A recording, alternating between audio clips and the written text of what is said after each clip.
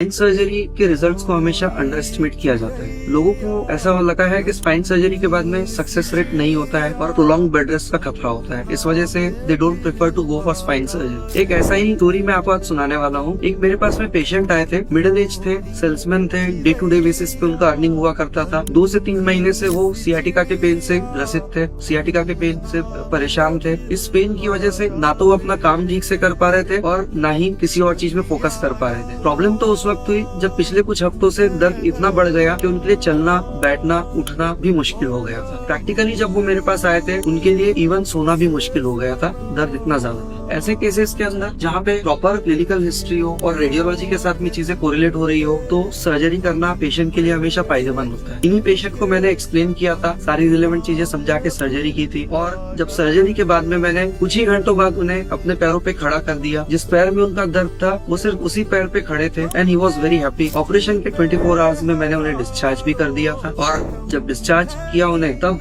एक बहुत ही funny incidence रहा था, जहाँ पर पेशेंट के रिलेटिव्स मुझसे आके कहते हैं कि डॉक्टर साहब, हमें तो ऐसे लग रहा था कि जो आप बोल रहे हो आधी बातें हवा में हैं। हम तो ये सोच के आगे बढ़ गए कि अगर 50% भी ठीक हो जाए तो क्या हो रहा है, but believe me, patient has got 100% outcome. और आज इस सर्जरी को ऑलरेडी 3 महीना हो चुका है। With in few weeks of surgery he was back to work and right now he is doing absolutely good even at 3 months follow-up.